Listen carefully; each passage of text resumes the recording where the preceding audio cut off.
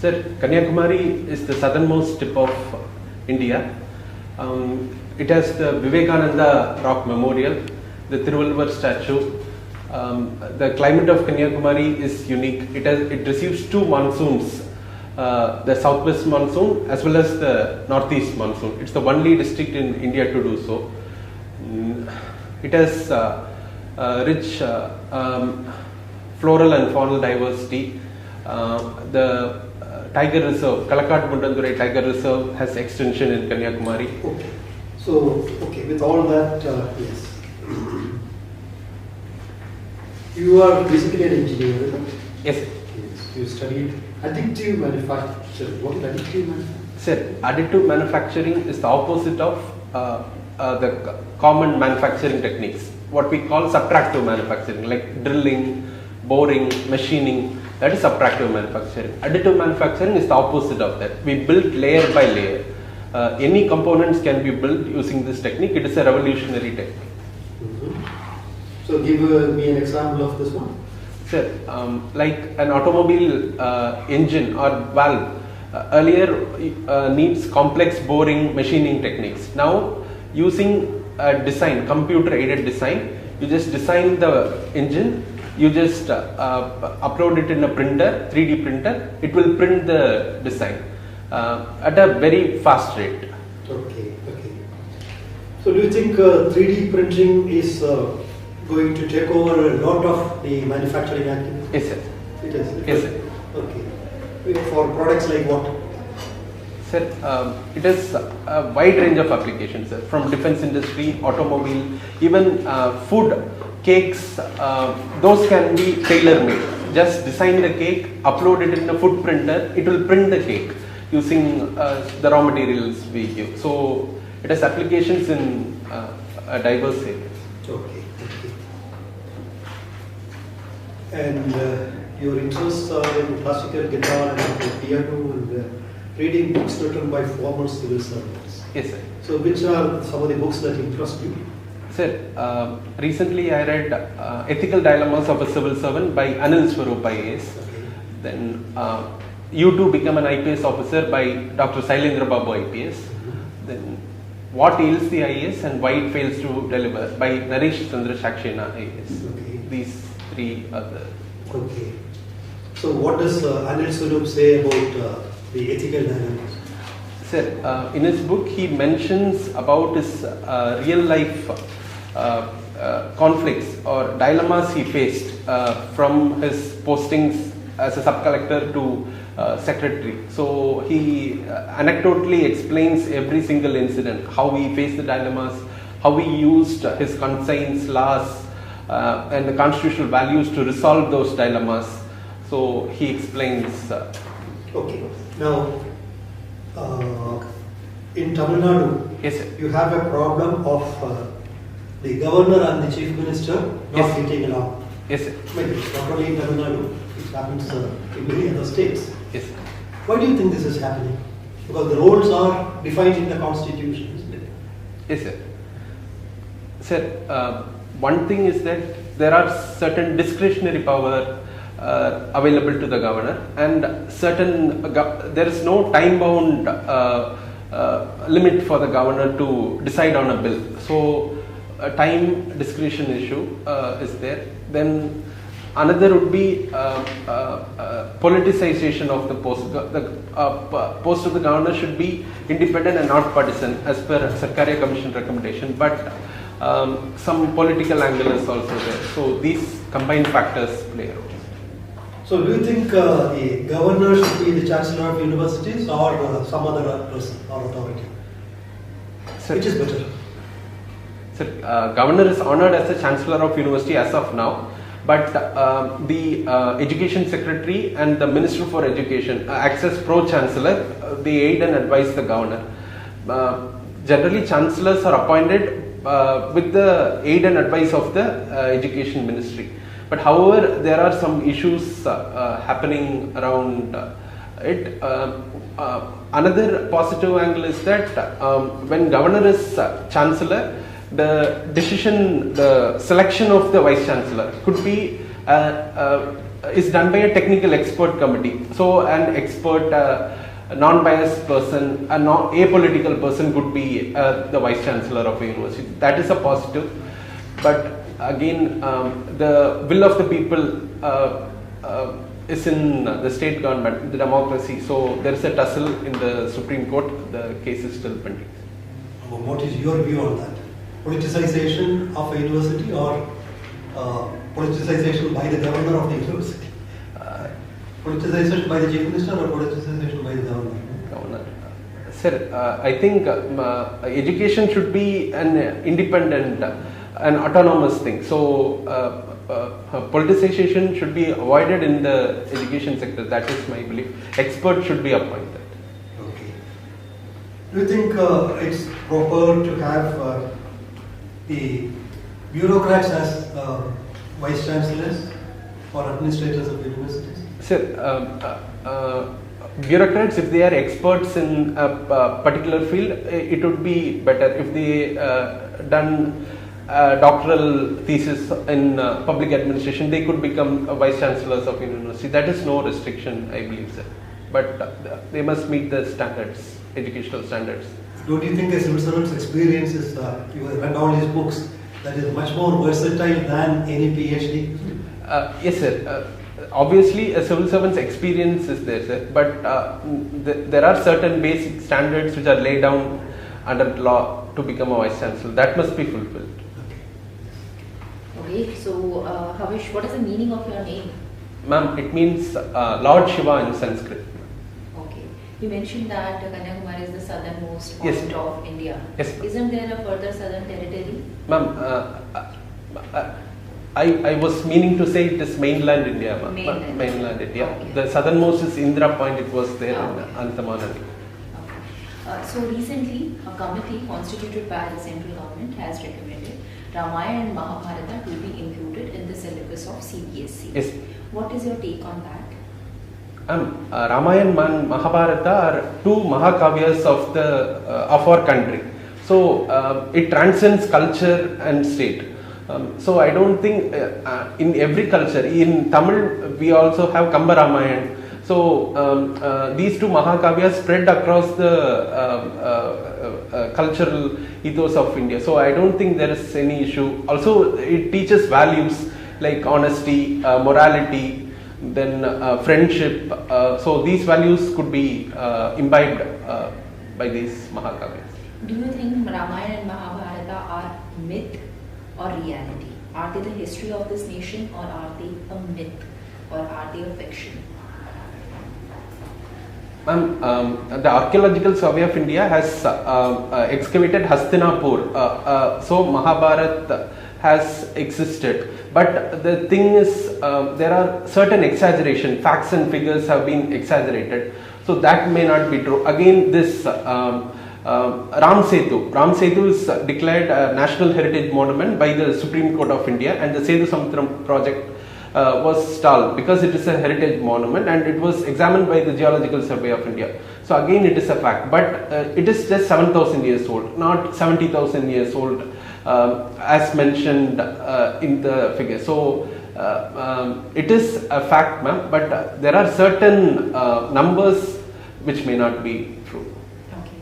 So, as you are aware that Article 370 was abrogated. Yes, ma'am. After that, in the benefit of hindsight, are you able to say it was a good move?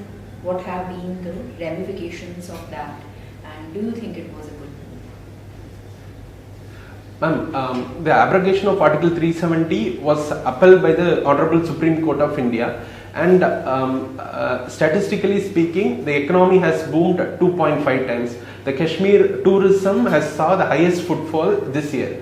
So tourism sector has boomed, economy has boomed, and there is saffron revolution. The agriculture is booming, and people are there is more developmental projects. Roads are being built. So I don't think Article 370 abrogation is bad. It has contributed a lot to what is the size of Tamil Nadu economy? Ma'am, I'm not sure. Can I take a guess? Yeah, go ahead. Above 15 billion. Above 50 billion rupee or a dollar? dollar. I mean, because we. What is the size of Indian economy? Ma'am, it is $3.87 trillion. If I Okay. And what is the size of Tamil Nadu's economy among Indian states? Ma'am, it is number 2. Which is number 1? Maharashtra. Maharashtra. Jallikattu was banned by the Supreme Court once, and still the game continues to be Yes. held in Tamil Nadu. You are in favor of Jallikattu being continued, or it should be actually banned? Ma'am, Jallikattu was banned on the context that it was the animals are being cruelly treated. But the honorable state government, they filed appeal, and the matter is in court, and court also gave permit to use the game Jallikattu. But the issue is that, ma'am, there is no health insurance to Jallikattu players. Last year 24 players died of Jallikattu. There is no insurance. So this PETA, this People for Ethical Treatment of Animals, even they say that they should be given health insurance. All proper facilities must be set up. Then it is a cultural sport of Tamil Nadu. So initially it started as like cruelty against animals being Yes. the cause for the ban, but Yes. now it turns out that it is cruelty against Humans. itself. Yes, sir. When so many are dying. So still, when so much risk is involved, what is the use of continuation of such a risky sport? Yes, ma'am. It defines the culture and the values, ma'am.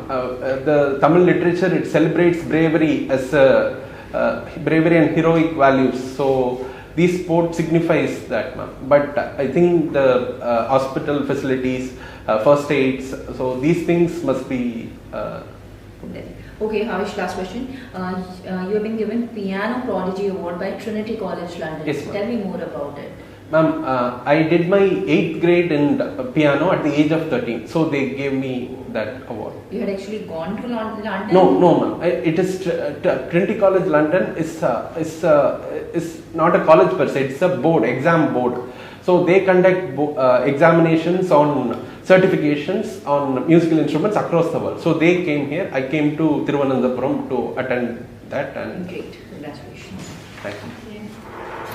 So, Tamil Nadu is a state which Yes. is having a very long history. Yes. So, where will you position Kanyakumari district in that historical that legacy? Ma'am, Kanyakumari was actually part of the Travancore kingdom. So in 1956, due to state reorganization on linguistic grounds, the district of Kanyakumari was transferred to Tamil Nadu. So, but there are historical significance, like the Kumari, the Comoran Sea was mentioned in Tamil literatures, ancient Tamil texts, and there are settlements. For example, Sidaral Jain monuments, which is Jain saints from Madurai. They came and settled in this Kanyakumari district. So, such kind of historical evidences are there.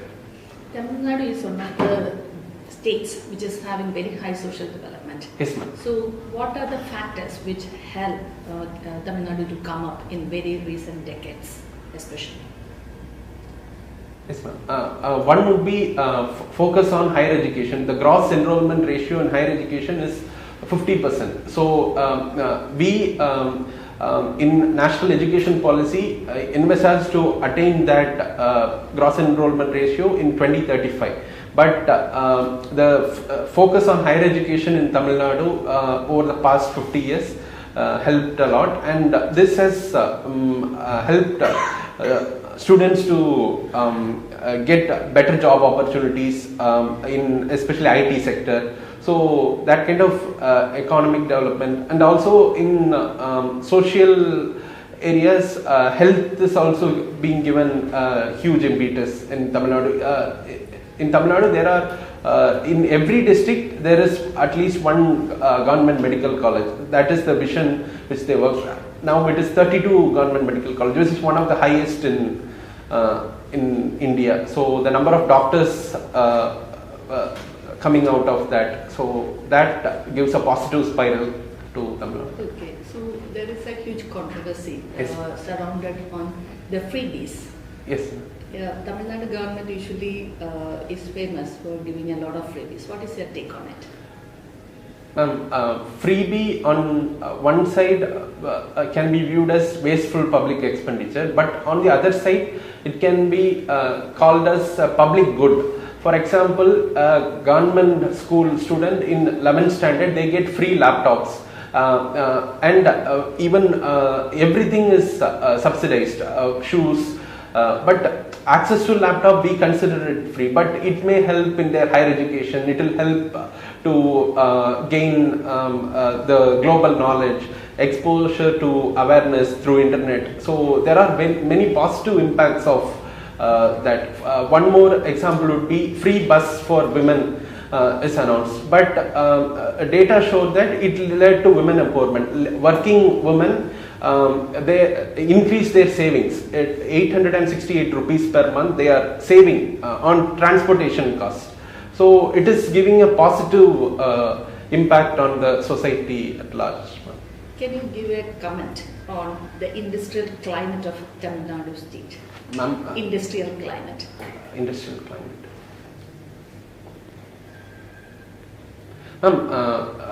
We have several industrial parks, ma'am. Positive pro-industrial policies have made to ensure positive business climate. And MSMEs, especially Tirupur, where this cotton MSMEs, it is one of the best competitive in the world. And IT sector, that is also very good in Chennai's IT hub. These are the things I could Havish, Sir. Tamil Nadu is famous for supporting only cinema personalities in politics. Sir. Why?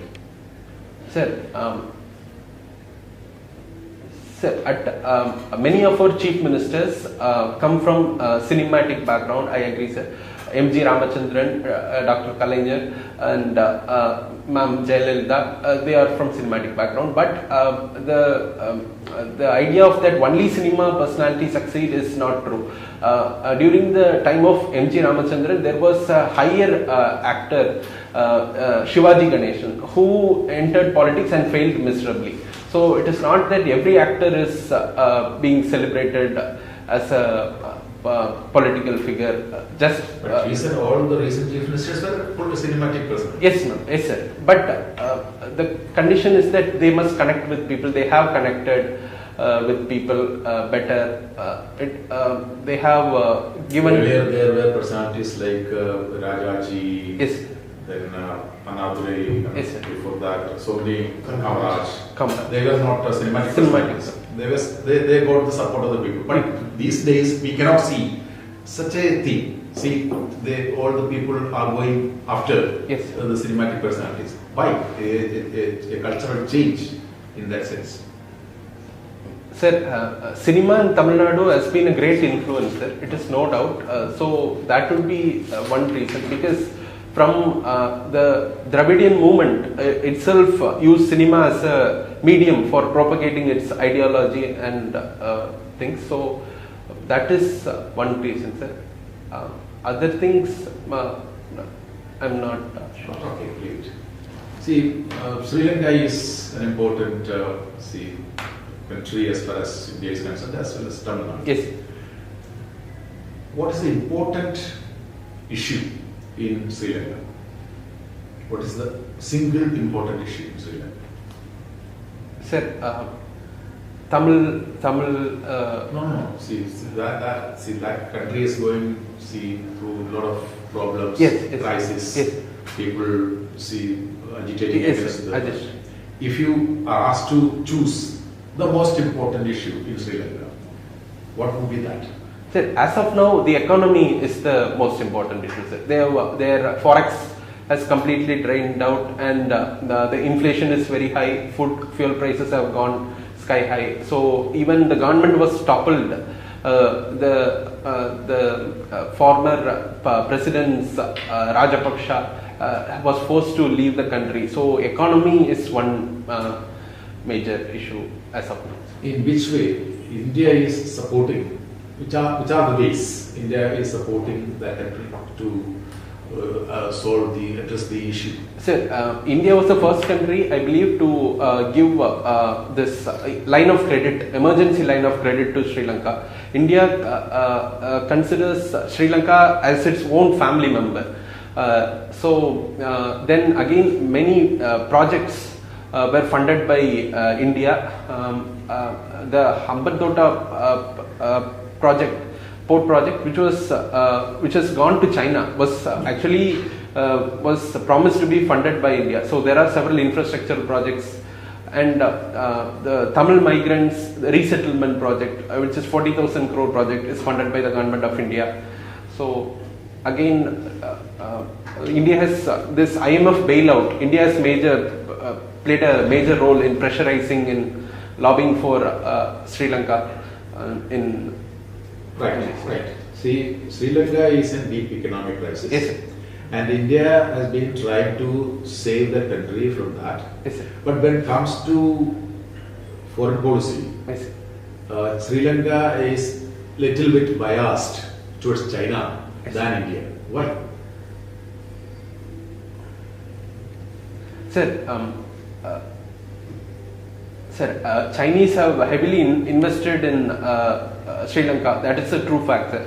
The Hambantota port is a strategic port which has gone to China, and several developmental projects have been initiated by the People's Republic of China in Sri Lanka. But the thing is that it is not by choice, I believe. They use debt trap diplomacy to trap these neutral countries to be in their sphere.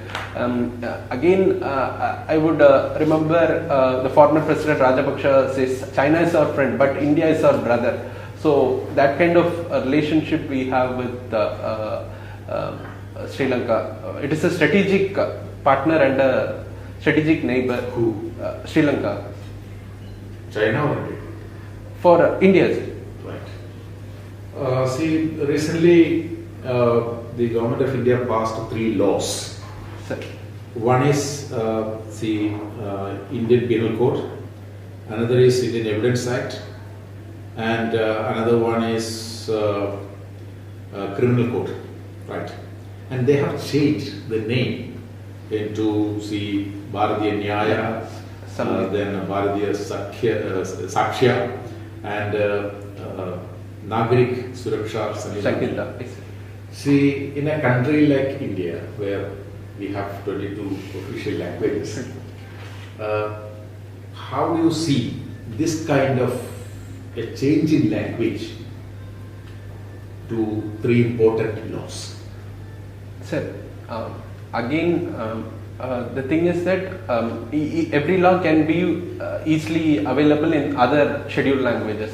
So that is not an issue. Again, from changing Indian Penal Code to Bharatiya Nyaya Sanhita, again India is Bharat, we all know that. Nyaya is penal, so Nyay. So that kind of connect we have still have with those words, I believe. I am not asking about the translated meaning. Yes, sir. The rationale behind it. Why the central government is decided to change? See, Indian Penal Code, everybody knows. Yes, sir. Why did they change it into by using Sanskrit or Hindi words? What is the rationale behind it?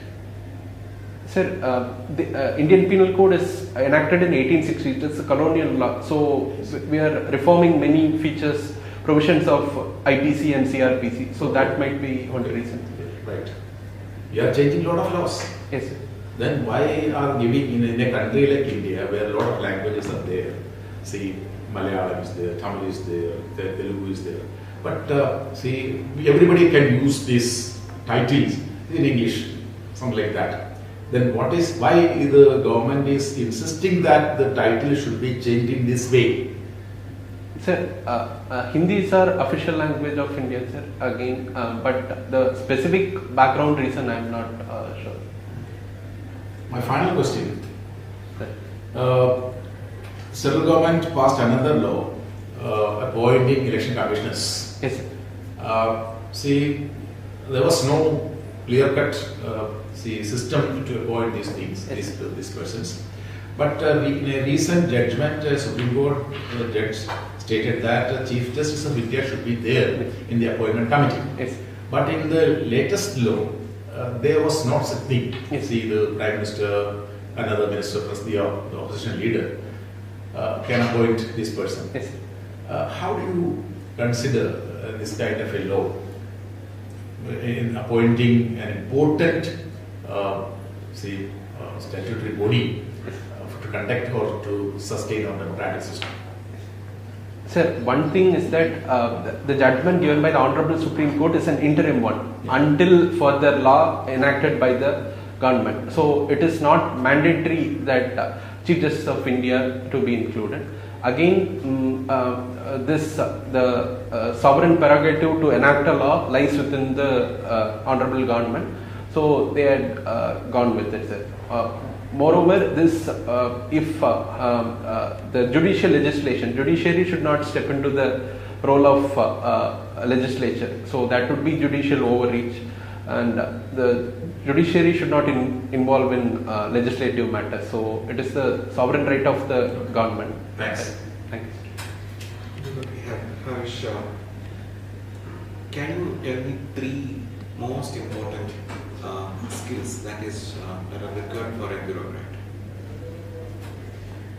Sir, empathy would be one, sir. Discipline and intellectual integrity. Thank you. Thank you. Okay, Havish, our interview is over now. Thank We you. can relax. How do you feel? When is your interview with the UPSC? Sir, January 11th. Lead IAS, crafted by the toppers.